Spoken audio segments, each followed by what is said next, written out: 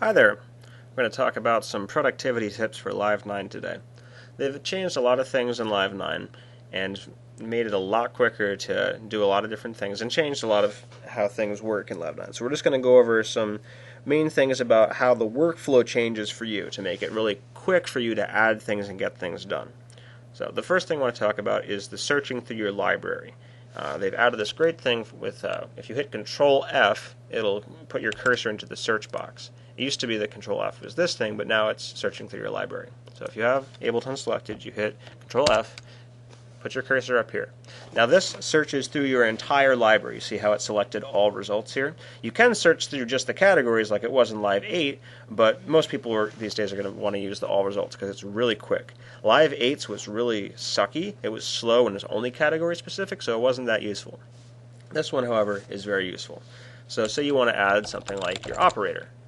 You enter in whatever you want on the list, and then if you hit your down arrow, you can go through the list. And it will give you previews now, so it's nice to be able to get previews of sounds and samples and all that stuff right through this browser. And if you want to add something, you just hit enter, and then it will drop that onto whatever track you currently have selected. Now, if you look up here, if you hit your left arrow, you can navigate up and down here, which is kind of nice. And also, you'll sometimes run into situations where you'll hit Control F, you'll enter stuff in, and then you won't be able to use the num key, or like the arrow keys to navigate through. And that's usually because you've accidentally hit the left arrow key. And you see how it deselects that, and then if I hit up or down, it'll do the left pane, but not in here. So, that's really nice. However, there are some situations where you go to look for something, and there's tons of stuff on the list, and you can't really find what you're wanting. The best example I've found of this so far is the convolution reverb. So if you type in, by the way, the convolution reverb is really nice, but I've typed it in, and I just see a bunch of, like, I think they're presets things. They don't have any previews or anything, so that's not very helpful. So if you type in Convolution Reverb Pro, then it shows up on the list eventually, and you can load it, but that's not really what we want. I know I want the Convolution Reverb, and I want to get it as quickly as possible. So one of the ways to do this is you can hit Control-R when you have something selected to rename it. We're going to call this CRP. Then we're going to save this with a little save icon, and it'll save that as a preset. So now, if we go to Control-Alt and hit CRP, it's right there, and we can load it. No worries. This can also be used with plugins, although slightly differently. So I'm going to load up Silent 1, and you'll see there's no little save icon there. So what do I do? Well, if you hit Control-G, or right-click and select Group that into a rack, and now it's an instrument rack. And now you can save the rack. So you can save the rack, Silent 1, and you can even have other stuff in the rack. You can even have macro knobs or whatever you want set up properly. You save it, it goes into your library, and then you can search for it. And like I said, you can change all these things around. So one of the things that I'll do, this is one of my favorite EQ plugin, FabFilter Pro Q, and the first thing I always do when I open it up is to enable the post EQ option so I can see the spectrum in there. And then I go and use it as normal. But what if I want to change it so that it always opens up that way? I group it. I'm going to rename it FFQ, and I'm going to save it. It goes into the library, and now when I search FFQ, pops up, and it's already set up how I want. So you can go through, and not all of your plugins and stuff will require this, because sometimes, like with Silent, if I type in Silent, it just shows up. I don't need to do much menu hopping for that. But for other things, it's really nice. Another thing, this isn't a Live 9 or 8 thing, it's just an Ableton thing, but I don't see people taking advantage of it that often. A lot of times when you'll see people doing stuff with Ableton, adding stuff on, they'll go to the rack or go to the track that they want, and then they'll say, "Oh, I want an operator," so I'll drag and drop operator on there. Now, that's all well and good, but you can also just double-click, and it'll add whatever you're double-clicking onto the current track that you have selected. Now, if you already have an instrument loaded and you add audio effects, it'll add the audio effects afterwards. And then if you go back and you want to, change it to a simpler or something, it won't take out the audio effects. And same thing if you go and add MIDI effects, it'll add them in the beginning. So it's kind of smart like that. And this is especially useful if you're on a on a laptop and you have a keypad, because then the dragging and dropping can get really annoying, especially if your trackpad's kind of jittery. So double clicks will save you a lot of time in that regard. Another thing that's really nice is that the 0 key now toggles things on and off. So if you look here at the little power button, I'm hitting 0 and it's toggling that on and off. And that works for a lot of things in Ableton. If you see, it's doing it for track volume, it does it for MIDI notes, just basic on-off switch, which is really nice to have and is a good shortcut. You can also transfer things from Live 8 into Live 9. So I'm going to load up my Live 8 that I have here, and so let's say we wanted to drop this limiter over, right? I'm going to do a drag and drop, and it doesn't work. But if you save it as a preset, let's see here.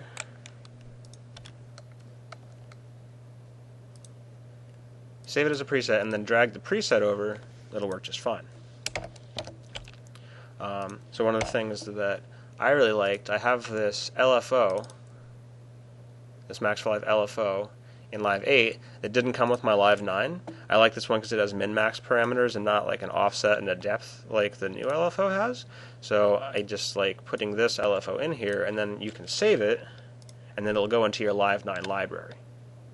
So if you have anything in Live 8 that you really want, and you don't want to like remake it or whatever, you can just send it over, which is really nice. Also, they've changed how clips work. So I'm going to load up Silent 1 in here, and I'm going to put a couple effects off it. I'm just going to do it randomly. We're not going to actually listen to any of this stuff. Okay, so I have some stuff in there, some MIDI notes or whatever. And now I'm going to drag this this clip over. Go into your clips, and you drag it in there, and just call it silent. Okay, so now that clip is saved.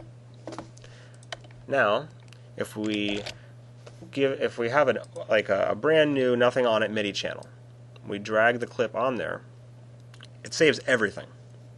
Not just the clip and the MIDI data, but everything.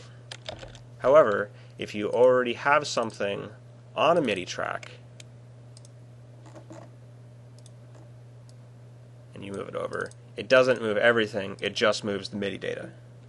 So that's really useful, especially if you're just wanting to screw around with sound design or something. Like, sit down, make a cool sound, save it as a clip, and then just keep doing that for like an hour or two, maybe every day. And then you'll slowly build up clips, and then you can just pop the clip over, and it saves everything for you. So it's really nice for building up custom banks of your own sounds. Another thing that's nice is time selection or toggling between time and note selection. So if you select an area of the piano roll and hit enter, it'll toggle between you're selecting the note in that range or just selecting the entire time of that. There's also a whole host of new MIDI manipulation things here. There's a transpose control, so you can just move things up and down. It'll show the bottom one, the lowest one, and the highest one, and you can adjust them at the same time. There's a bunch of these new things. I'll just put some more MIDI data in here so we can see what the changes are. So you can reverse it, you can invert it, and you have this thing called legato, where it will stretch the end point of the last note to the beginning point of the next note. And you can also duplicate the entire loop that you're working with. So you can use this. Oh, and there's also these things that will stretch your MIDI notes just like we're used to stretching audio data. So with this, and there's also the stretching things up here as well. So there's a lot of new MIDI stuff that you can do. So you can very easily go through and inverse and revert, or reverse and invert. And you can make really quick changes and get lots of new material very quickly, which is great, because the MIDI editing options were pretty piss poor before. Also, a really big change is the automation in clips versus the normal automation that we're used to doing in arrangement. So let's see here, I'm gonna configure silence so I can automate its filter cutoff. And we can record automation directly into session view, which is really nice. You just have to make sure that your arm automation thing is on here, and then you hit your session record. Oh god, terrible silence noise.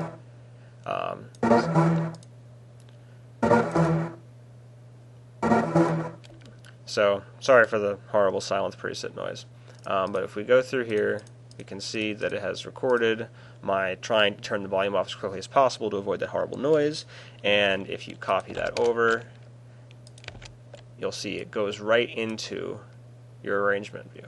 And one of the things that's kind of confusing about this is that, oh, by the way, the back to arrangement view button is here.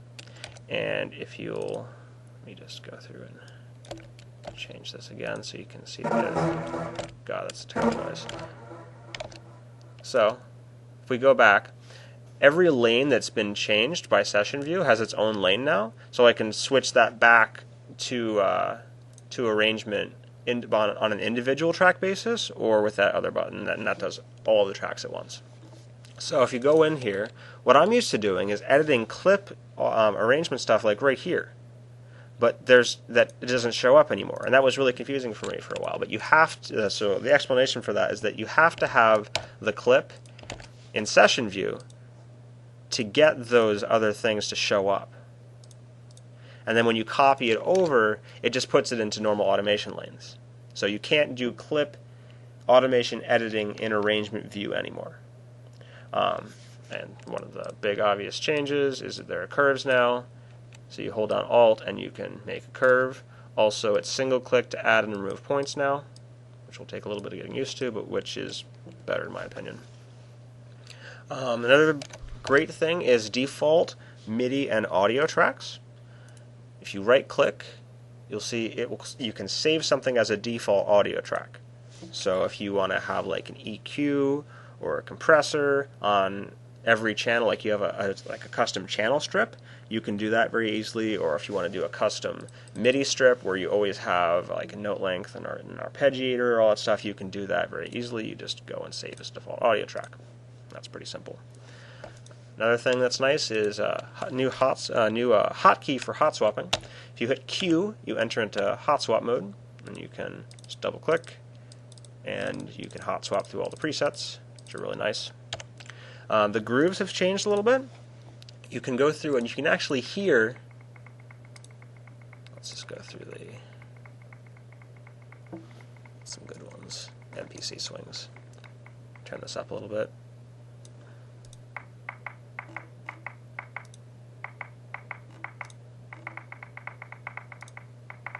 So you can hear the swing that you're going to apply, which is great because, for me, swing 58, 59, 60, 61, it's really hard to tell what the difference is until you actually load it in, unless you have this preview, which is really nice.